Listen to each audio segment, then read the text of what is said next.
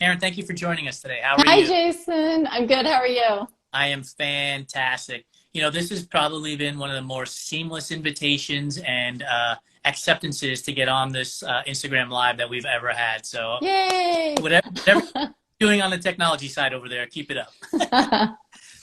Everybody in my office right now is cracking up at you right now. They know me.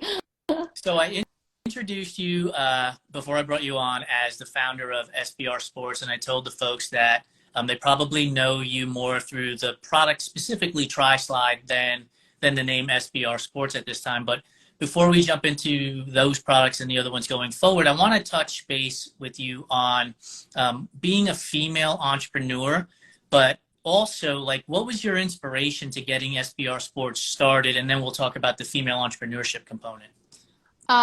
Well, back in, gosh, I want to say it was about 2000, I was racing. I was doing triathlon. And, being in the pool and you're going up and down, you're marinating in the water and nothing. At the time, I was having expensive haircuts and colors done. And I needed something to protect my hair. Plus, my skin was just so dry. So as I was swimming, and I'm no stranger to starting businesses just because it's kind of in my family. Okay. So I just thought, oh, maybe I'll start a chlorine out line, because at the time there was just Ultra Swim, and then there was Paul Mitchell, and that was expensive back then. And I just wanted something that was going to be a salon quality, but it was going to be affordable for all athletes, because to be honest, that's the last thing you want to spend your money on. You want to spend your money on bikes and fun things like running shoes and outfits and nutrition, but not personal care products. So I worked with a chemist, and we were very fortunate because he was the same one who put together Bedhead and Pureology and Epicurean. So he was very familiar with the salon quality that we were looking for. And he said, no, no problem. And he whipped something up, and, back and forth, testing with athletes. And then we came out with TRISWIM. And that is still our bread and butter. We came out with the shampoo, the body wash, and the lotion. And within months, we had a conditioner. So we started off selling to the triathlon market just because that's what I knew. I was a USCT coach. I was a swim coach. I competed. I owned a team back then. And so that's all I knew. And then really quickly, it got into the masters swimming market. So that's kind of how we got started. It's out of a need. It's pretty much like all, entrepreneurs, they create something out of a need. Well, that little piece there gave me two questions that I hadn't written down. So first things first, like you said, you found somebody to help you formulate the products. Did you have a background in skincare or anything like that, or you were just like, I need to do a Google search to find somebody who can help me? Yeah, well, back then we didn't have Google searches, not really. So it was kind of silly. Long story short, we were in Mexico. I thought I wanted to do a sunscreen for parts because my daughter, she wanted cornrows, how the kids all do. And so I thought, okay, well, let me go to, being naive, let me go to a packaging person. I didn't know I loved packaging as much as I do. And I went to a packaging person, found like a Doppler thing, and she goes, oh, do you have the sunscreen? I go, oh, no. What? And she said, I would call this company. And so they happened to be right down the street. I called them, and we hit it off, and they took me on board. And it was great because I didn't know anything about it. And they just really took me under their wing. And since then, that is my favorite thing to do in the company, is product development and packaging and marketing. I love the marketing and the art. So I happen to be a teacher of marketing at the college level. And I always tell my students, like, just do it. Like, don't worry about having all the answers to all the questions. Start today. True. It's like having a child. It's like, just do it. There's never a perfect time. Exactly right. There's never a perfect time. And that's what I would emphasize to them too. And you just emphasize that even more so with your story. You're like, oh, wait, I need to have the product, right? So okay, let's figure it out. Well, I think but you do have to go in cautiously. You Yeah. know, that is where, and you know, me running my household for so many years, I have 3 kids, you know, and I was always balancing the home life and you know, the budget and everything. So that's one thing, is you have to be very careful about how much you spend. You can't go hog wild and, you know, Yeah. just spend everything. Yeah. Yeah. So Exactly. So 2.5 years ago, when I started Run Try Bike, I said, here's how much money I'm willing to burn, yeah. right? Like I was willing to lose X amount of, Mm-hmm. and if it was gone in a day or if it was gone in 15 years, who knows? That's what I was willing to do. So I took that same concept, right? That cautious Yeah. approach. Let's figure. The difference was I happened to be in marketing and advertising for 28 years before I launched my business. Mm. I had some background in You it. had some background. Yeah, I didn't have a background, but you know, you just use common sense. That's a lot of it, is common sense. The other thing Yeah. you mentioned, you owned a team. So what was the team? How did you get started in owning a team and moving that forward? And how did you grow that business? It's a Okay, fascinating. so back in the day, in I want to say it was like 2003, maybe I can't remember all the dates. I was coaching for this one gal, and she owned what was it called? Orange County Divas, I think it was. Okay. Something like that. Anyways, so I trained women, and I love coaching. I mean, if I wasn't doing this, I'd probably still be swim coaching. And you know, that's what I do too on the side, just for fun, as I coach small businesses. It's fun for me. Yeah. And so anyways, I was doing that, and then I went into getting my USAT certificate, and then I had to quit the OC Divas or whatever it was called. I can't remember. But then some of the gals that I was coaching, they were so sad, and they said, well, why don't you start coaching us? So then that's how we started putting together a team. And then some guys came on board too. So we just changed it to SoCal Tri Team at I the love it. time. You Yeah. are a serial entrepreneur. This is Yeah. fantastic. I know. Oh, you should hear some of the other things I've tried. I'm in the same boat. Like I've had 2 or 3 other failed businesses already, and just yesterday. And by the way, for those of you that are listening, Karen and SBR Sports is a partner of ours too. Katula is a partner of ours, and I sent them an idea that I had the other day because I was like, "Oh, you guys have gaiters for running, but Hmm. mountain bikers and gravel cyclists get mud and muck on their stuff too." Yep. So just send them Hmm. an idea, right? And so don't be surprised if now that I know that you're a serial entrepreneur, if I don't Uh, is well, you know, I've done that before. Well, actually, we've had people contact us, and that's how we came out with Skin Slick. So we had Tri-Slide, which is a continuous spray skin lubricant, and then we had runners that were contacting us saying, you know, this is the best anti-chafe, anti-blister product we've ever used. And so because of that, we came out with Skin Slick, because it wasn't so tri yeah. related. Sometimes runners, well, back in the day, cyclists didn't like triathletes and runners didn't like triathletes. Now it's kind of like everybody gets along, right? But, but you know, I back in the day, that's how it don't was. get along with anybody else anymore. Yeah. I think that's still there. So, So tell us, where can you mentioned Skin Slick, you mentioned Dry Slide, mhm, you mentioned your skincare and hair care products as mhm. well. Outside of sbrsports.com, where else can other people find your products then? Have you grown Well, that? yeah, we've grown. So we started in 2004, and now we're global. So we've been all over the world for quite a while. I have an office in Poland, and we manufacture a lot of our products over there too.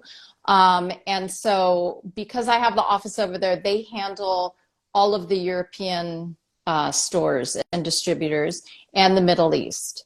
Okay. And then we handle, and out of our office, which is in Santa Ana, California, we handle United States, Canada, Australia, New Zealand, all of Asia, and then China. We don't have TRISWIM over there. We have SBR Swim, and that was a whole nother story. We had trademark issues, so we had to change the name, but it's basically the same product over there. Yeah. Fascinating. So you're looking at global marketing then. Which, Mm-hmm. you find to be like the most challenging part of marketing a brand like yours globally? Yeah, it is challenging, and that's why I have an office over in Europe, because Europeans, especially Eastern Europe, they look a lot different. Their marketing is different. The colors that they use for marketing is different. The message that they're sending out, and then also we have all the languages over there too. Yeah. So thank goodness my president, Marcin Logan, he handles all the currencies, all the Amazons. You know, here we're very fortunate. Amazon, we have Amazon USA. That's it. Over there, they have Amazon Poland, Amazon UK, Amazon Italy, Amazon Germany, I think it is. Yeah. It's just, and each one has their different set of rules, and each one has a different language. So, and each one has their different artwork too Well, with the languages. just Yeah. about to ask you that because with us, your advertisements, whether they're in our digital magazine or the banners, they are super vibrant Oh, colors, right? yeah. They jump off the page. When you mention different colors in Europe, are you using vibrant colors? Do they have to be more muted or are they even more wild? Well, no, they're not more wild. They kind of follow, Europe follows United States. And I think a lot of United States or, the East Coast follows California. So we always think, well, we like to think it, but I don't know if it's true, that we're kind of the ones that the pioneers of what things are going to look like. And so we have such a fun company to work for. I mean, everybody who works for me has just such a good sense of humor. It's like a family. And so we want to reflect that in our products. And so that's why we have so many different vibrant colors, and plus my background was in art too. So it gives me a little outlet. For those of you that are just joining us, my name is Jason Bahamundi. I'm the founder of Run Try Bike. I am talking with Karen Allard, who is the founder and owner of SBR Sports. We were just talking about some of her products and where you can find them and the challenges of being an entrepreneur who's running a global business, and where you can find their products and Karen's products. So speaking of products, let's continue down that path. So we've talked about, again, the hair and skincare products. We've talked about Skin Slick and Tri-Slide. What other products do you have that our audience should know, and what else can we be looking forward to for your products? Well, we have Foggies, and that's an anti-fog wipe. And again, all of these products were created out of a need. So Skin Slick and Tri-Slide, they were created because back in the day, we used to use Pam to put our wetsuits on.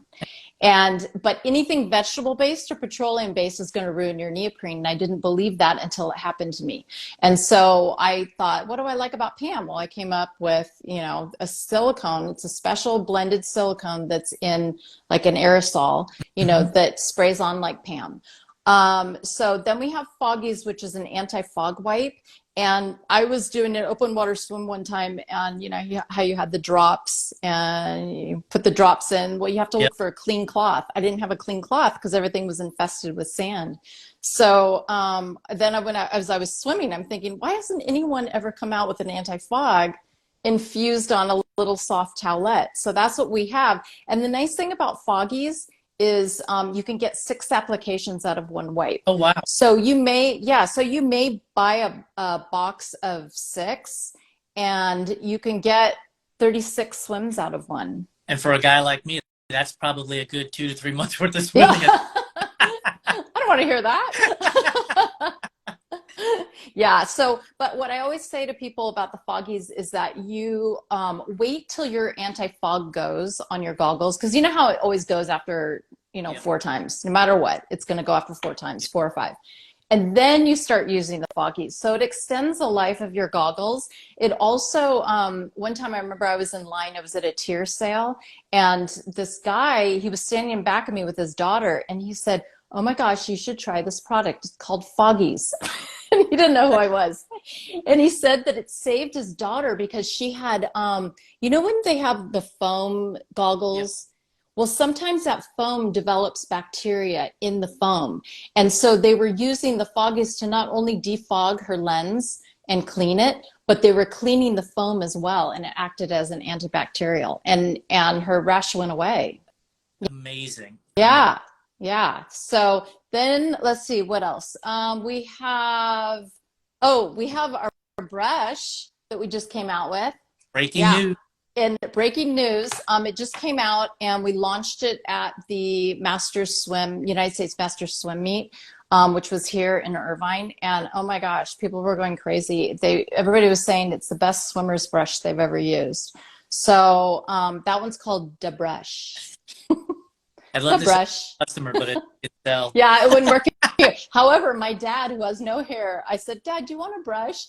And he goes, oh no. And I go, you can massage your head and you do it in circular patterns and it stimulates your scalp. It's nice.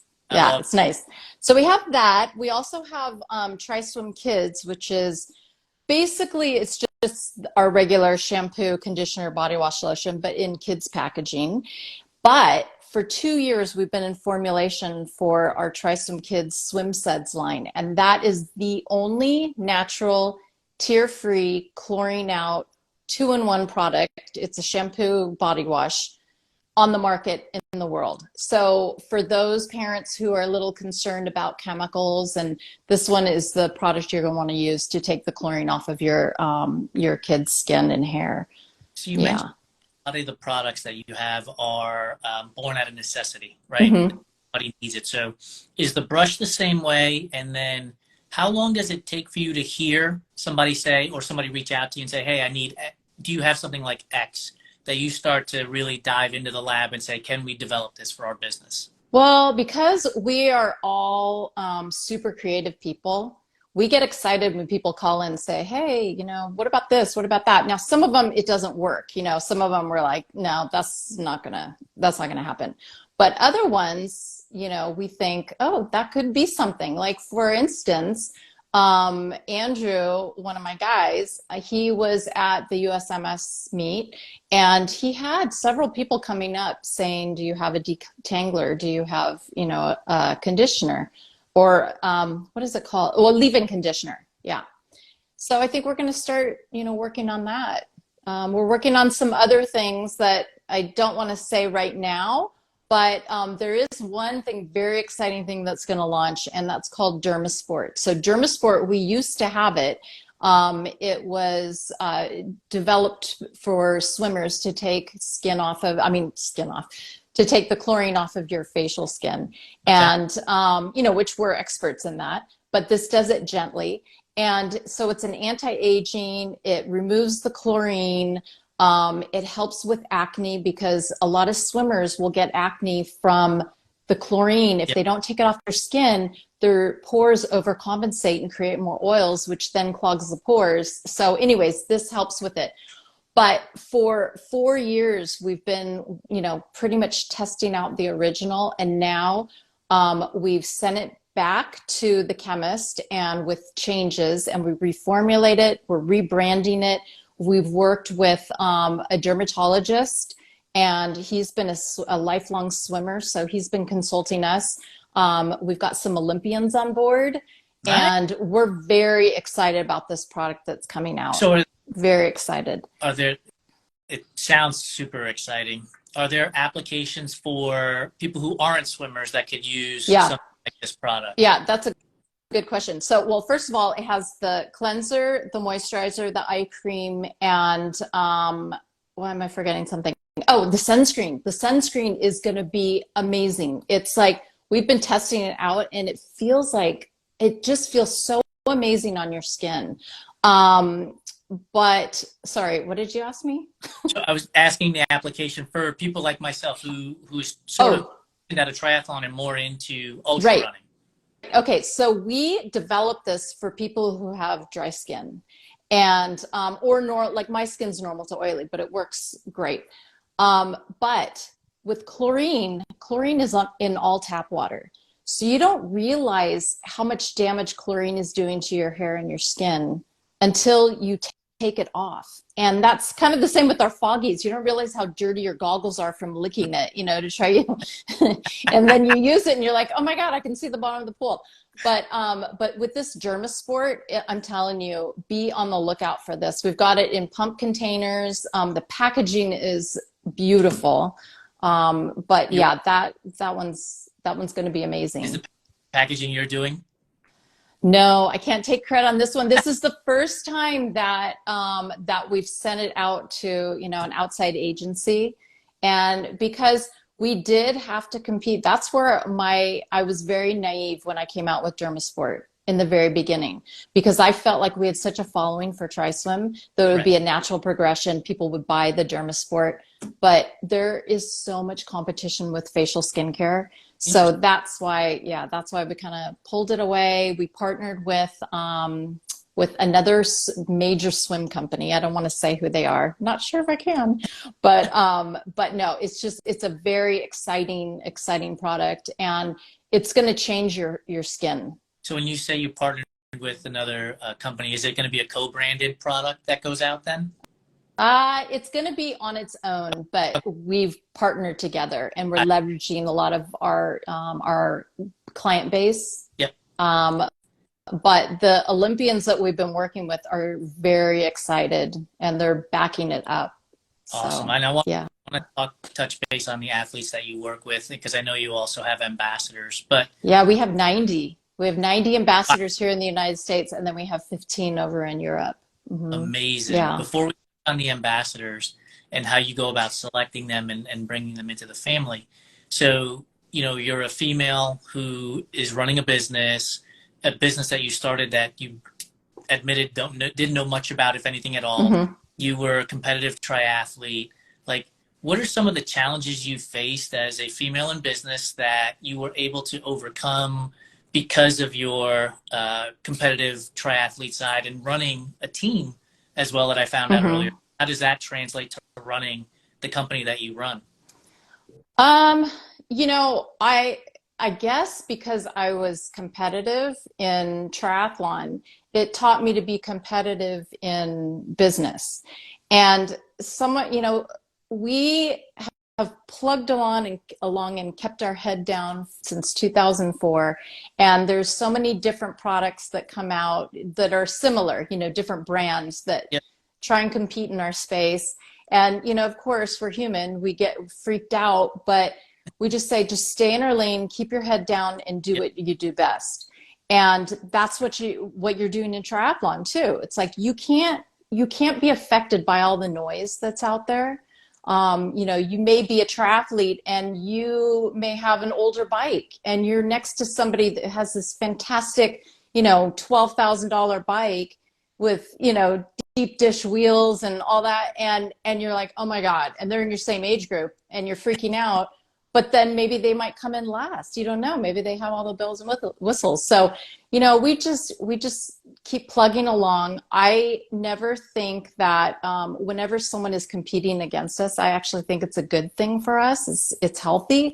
because it makes us elevate ourselves, you know. And you know, we're all human, where you start doing the same old thing, and you know, you just start resting on, you know, that everything's going to be fine, and then someone else comes in and it makes you really wake up. I love the competition, you know, that aspect. And, you know, we're a media company, and right, and hmm so we don't Oh, compete with other yeah. magazines and stuff like that, right? We're competing with influencers too, right? There's hmm marketing budgets that are being allocated, and there are companies that are going to allocate money to influencers, and we get it, right? So we have to do the same thing. Like, what are they doing? What are our competitors doing? But simultaneously, staying true to our vision and mission, which was hmm to always tell the extraordinary story of the ordinary athlete. And so we hmm just stay in that path, and we do that as best as we can to what your point was, right? Like, competition is healthy, but make sure you're doing the things that you're fully capable of as opposed to trying to do what they're doing, right? Makes Right, right, right. Yeah. So let's talk about the athletes. 90 hmm ambassadors here in the US, 15 overseas. Like, when you started the ambassador program, did you ever think it would get this big, and how Mm-mm. it managed? Well, luckily, I have two people that manage the athletes. So when we first started, you know, it's been trial and error for many years. Oh, it's, you know, and I'm really happy with our athletes because none of them get paid. I have been hit up, oh, so many times over the years with professional athletes, and we can't afford it. And that goes back to the whole, you got to be careful about what you spend your money on, because it's very tempting to, get a call from an agent of so-and-so and, so-and-so wants to represent your brand. Well, that could be a ton of money. Yep. And you may not see return on your investment with that. Yep. So we had to be very careful. So what we did was we opened it up to people who just wanted to be a part of our company. And we have a questionnaire that goes out. It's pretty much an application. I think it goes out, I want to say it's usually in November. And then we close it out in December. And then the decisions are made in January, I think. So, but I'm really happy because all the people who are ambassadors, they believe in our products. And, going back to how you work with the ordinary athlete, Mm-hmm. we do too. Yeah. We love working with, kids. We love working with old people. We love working with, maybe my favorite is when you see someone who's overweight and they're doing the triathlon. And because that is not easy to do. And, and I love seeing all of that. I love working with women. I love working with men. And that's where I was really fortunate in the business too, is that when I came in, there was hardly any women doing triathlon and being CEOs of, companies like in our space. And so all these guys, I don't know, I think I've always gotten along with guys. And so these guys of different companies like John Mix from Finis and, other ones, they would take me under their wing. Like I was their sister, little sister. Yeah. And they would teach me, like they would give me little, pieces of advice. And that's where I like to coach other companies or someone who has a question, because it's just paying it forward. That's all. Yeah. That's awesome. Yeah. You meant to, as you were giving us that answer, I just thought of something. So like you said that your family was, started businesses and it's kind of always been in your blood, which means that you're by nature a risk taker. I guess. You know what? We were just talking about this, that to really live life fully, you have to take risks at some point. Starting a business is one thing, but no matter what it is, you have go to a restaurant and order the dish that doesn't sound like something you would eat, right? Because it might be fantastic. Right. As small of a risk as that. But when you, do you think if you had not had that sort of background in families, in your family starting businesses and running businesses, do you think you would have been a risk taker and started this business?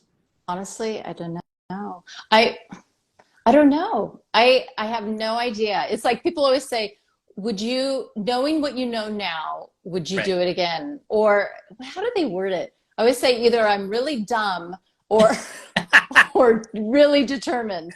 Because there are times where, in the very beginning, I was working for 5 cents an hour, if that, maybe a penny an hour, know. There are times where you have to not pay yourself to pay your employees, especially during COVID. That was another story. But even before that, you had to save enough money to make more product. There's always a challenge that comes along. It's not a day that goes by that I don't have a problem that I have to solve. And I think that that's what I learned in my upbringing. Now that we're talking about it, I come from a long line of problem solvers. And my mom, she just mentioned this the other day. She goes, we're all problem solvers. My kids are all problem solvers, and I was talking to, his name is James Locke. He's from Zone 3. Okay. And, the wetsuits and swimsuits and stuff. I was talking to him this morning and I said, isn't it nice when you're watching a movie and you see they're starting a business, but then they go through all these problems and they can't pay themselves? Doesn't that make you feel good? It's like misery loves company. You like seeing other people, are having the same problems that you're having. And it just never goes away. I'll put myself into the group with you guys too, because when you first start out, you're so focused on growing the business and everything else. To your point, you're making a nickel an hour, a penny an hour, if anything at all, right? You're just trying to grow the business. We're only 2.5 years old. And I mentioned that, when I launched the business, I had 28 years of marketing and advertising experience, but that doesn't mean anything, Mm-mm. right? you know, You I've have got, a good yeah, infrastructure. I Then, still yeah. have people like you, like we talk about risk, like I found you on LinkedIn and I was like, cold email, let's see what happens. Worst case scenario, Yeah. she ignores me. Best case scenario, she says, hey, let's chat, Yeah. right? You take the risk and now here we are. You've been with us about a year and a half. Uh-huh. First thing, I didn't address it earlier, but you mentioned how fun your team is. Hmm. I tell you, on a daily basis, I laugh at the reels that your team puts out Yeah. or on Instagram, like because they are just, I hate the cliche, but it's true. They're so out of the box, Yeah. and the normal everyday stuff that they make me laugh, and then they inspire me. And I'm like, well, what should we be doing? Yeah. Like, how do we take our product and Aw. make it as fun as Karen and her team has? I'll have So to tell Ruben you said that. Ruben's in yeah, charge he's of all of great. that. I know Yeah, him and he's Om talk to each other often uh-huh. through direct message, and I Oh, know good.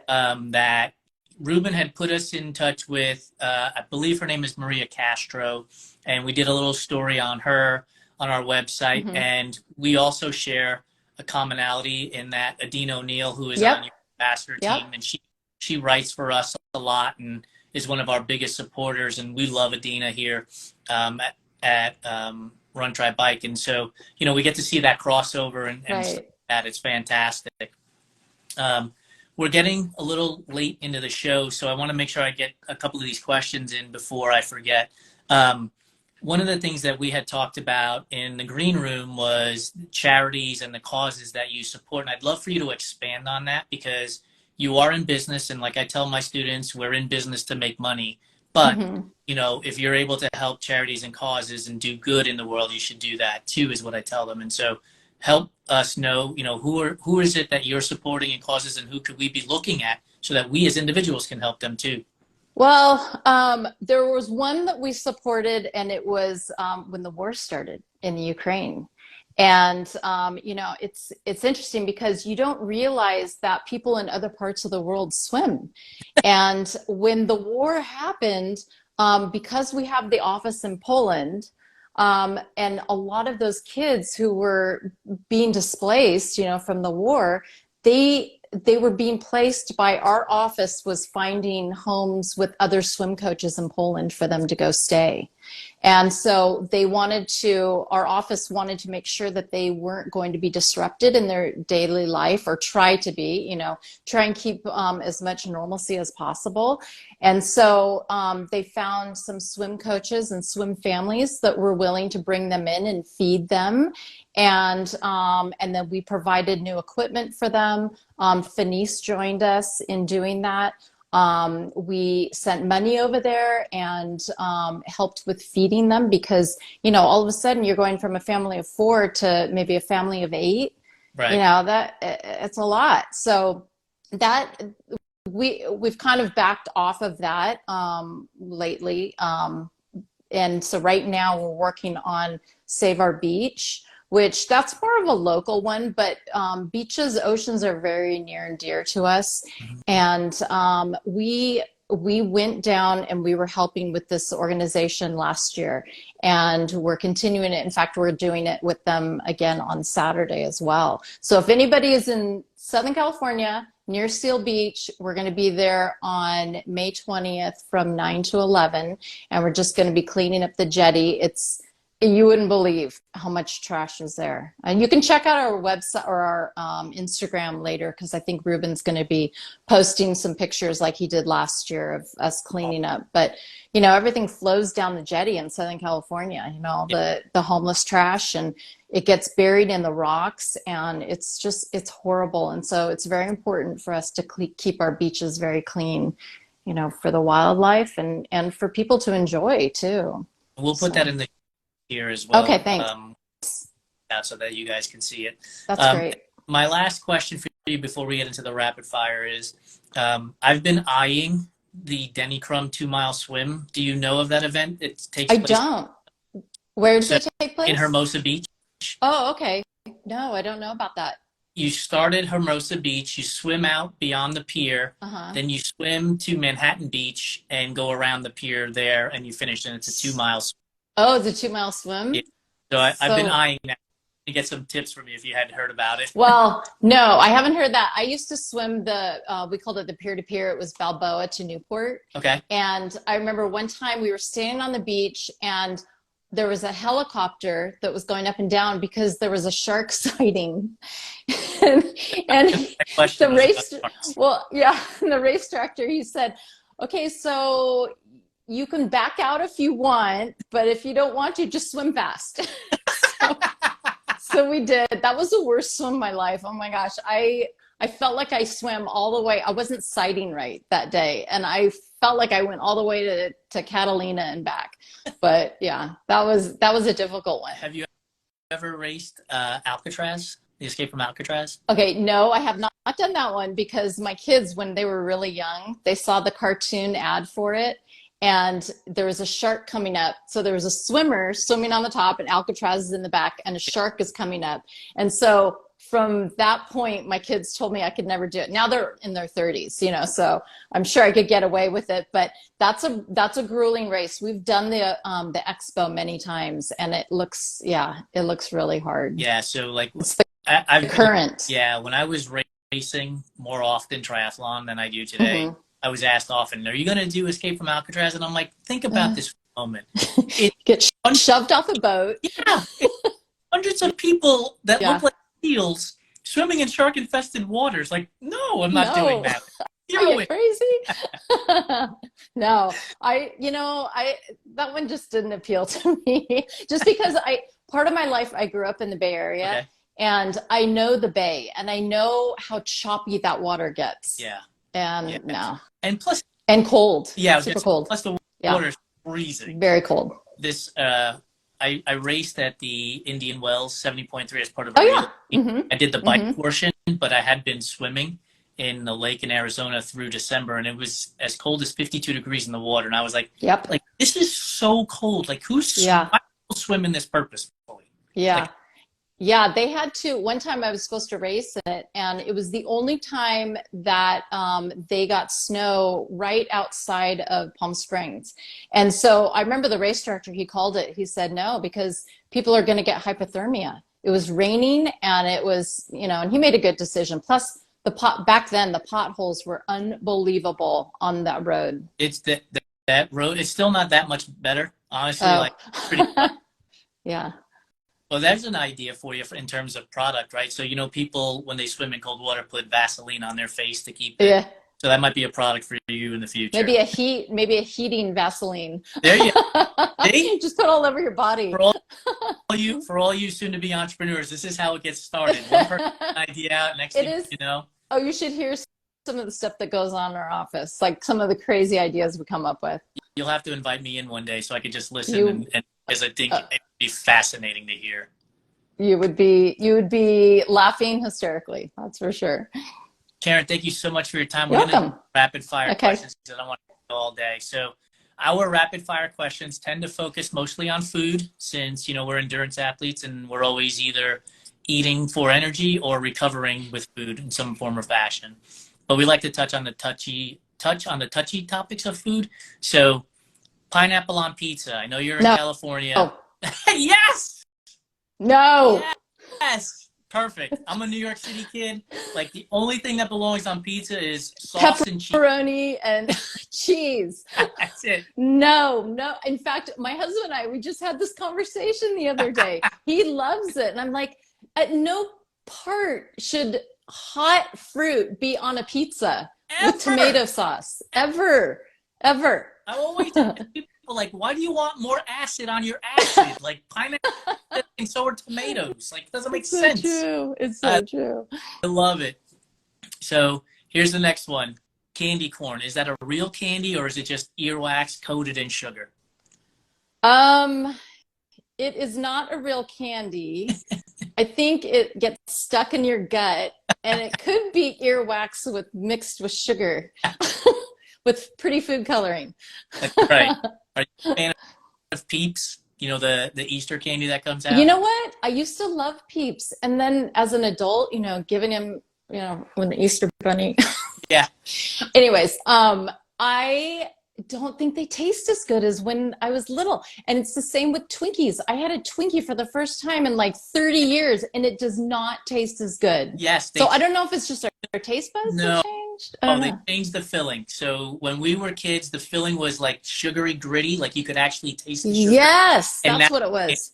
yeah, now you can't. Whatever they did, they changed the formula, and It's so bad. it's And terrible. now but you know what? I have to give a plug for, oh my God, what's it called? Um, Little Debbie. Yeah. Little Debbie Nutty Buddies. Yes. Anytime I go to CVS, my mom got me hooked on it. And she's like, we would go to CVS and she had a coupon. And that's the only time she buys the Nutty Buddies. Well, I bought them out the other day because I'm so afraid of running out in my cupboards. They were $2.79 for a box. They're like stuffed. They're not like air, and like, packaging. It's like that box is what you're getting of cookies. So there's my plug. Well, we'll continue on a Little Debbie. I don't know if you remember in 2014 when Little Debbie was announced as the title sponsor for Ironman Chattanooga. No. There was this uproar. Like, how could this company be the sponsor of this healthy sport that we're all participating in? And I raced it, and I just remember at the finish line, like, I couldn't get enough of the oatmeal cream pies and oatmeal peanut butter pies that they were handing out. Oh, yeah. And I wonder how many athletes were like, no, I don't want to eat that because this is not the healthy product that I'm supposed to eat. Oh my God, are you kidding me? After I would race, I would eat anything. Just like, especially, I remember when I first started and I was at this bike shop and this guy, he said, you want to know what the best recovery food is? And he said, because you're probably always trying to buy, candy bars or put potato chips in or something. You need something. He said chocolate milk. And since then, I was doing chocolate milk, and now it is known as a recovery. But back then it wasn't. It's crazy. Like everybody has their own thing, right? Like whatever it is that you want to recover with it. Like, don't worry. Exactly. Don't worry about anybody else. I'm going to go back to Peeps for a second. So we mentioned Adina sent me stale Peeps because we've had people on the show claim that the best type of Peep is a stale Peep, which doesn't make sense. But anyway, so Adina sent me some from, I think she lives in Boston, but from New England area. And so it took a couple of days to reach me in Phoenix, and they were stale. They were horrible. Like, it's just so Adina was lying. Yeah. Well, I don't know if she was, because she did say she enjoyed stale Peeps. Like, I don't guess it's just, I mean, they're the cutest things. They really are. They're good in the package. We'll leave them there. Stare at them. Yeah, I know, exactly. Are you a fan of licorice? I do like licorice. I don't like the red licorice. I love black licorice. And so that means that I also like, oh my God, what is it? Absinthe. Have you ever tried absinthe? Yeah. Yeah. Without the opium. They don't make it with opium anymore. Yeah. But anyways, absinthe, I like that. And then I put that in champagne. Interesting. So that is called Death in the Afternoon, and it was started by Ernest Hemingway. That was one of his favorite drinks. And you just pour a glass of champagne until you have like maybe a shot left, and then you pour the rest with absinthe in there, and it's really good. If you like black licorice, it turns the champagne sort of like kind of a light green. And it's called Death in the Afternoon? It's called Death in the Afternoon, yeah. So brunch mimosas out, Death in the Afternoon is in. Death in the there you go. Red velvet. Is red velvet a real flavor, or is it just chocolate cake with red food dye? I think now that you're saying that, I think it's chocolate cake with red food dye. Yes. What do you think? Yeah? You're 100% correct. You're 100% correct. Wait, did you really hear that from someone? I mean, is that how they make it? Yeah, that's exactly how they make it. No, I just buy the Betty Crocker mix and then... That's exactly how they make it. It's just really? Really chocolate cake with red food dye. Interesting. But people love it, and they claim that it's a flavor. And I'm like, it's not a flavor. It's a marketing trick. See, marketing I think you're right. Now I'm really disappointed because, do you guys have nothing, what's it called? Nothing Bundt The cake, Yes. nothing. Yeah. Okay, so I love the red velvet, but now maybe not so much. I might as well just get the chocolate. That's right. See? But I always tell people marketing, when they like, marketing doesn't work. I'm like, do you buy red velvet cake? Because if you do, then marketing works. Because Yes, right? Marketing always it works. always Yes. works. Anyway, Karen, thank you so much for joining us. You're This has welcome. been a blast. I really appreciate you coming on, and also want to thank you publicly for being a partner to Run Try Bike. We've been together for a little over a year, and every 2 months when we get your ad, it always makes me smile, and every day when I see your Instagram posts from Ruben, they're fantastic. So Thank keep you. doing what you're doing. We really appreciate it. Oh, can I say one more Please thing? do. Okay, so you asked where to get our products. Yes. I had mentioned Amazon, but if you go onto our website, we have one of those location finders. So you can Perfect. always find all the mom pop stores. I like to encourage people shopping from mom pops. And then, of course, Amazon, of course, Swim Outlet too.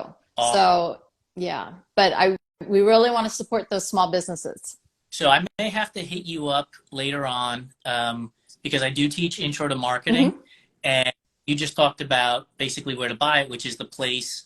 We can talk about like all the 4 P's of marketing, which is something that we emphasize in intro to marketing. So you might have to be a case study for my next term Sure, for my students coming sure. up. I like to talk. Yeah, perfect. Thank you so All much. Really right. appreciate it. Those of you that are joining late, this will be on our feed, and it will also be on our YouTube channel and our website by Thursday of this week. So check out the full conversation there. Have a great night. Thanks, Thank Jason. you. Bye. Bye.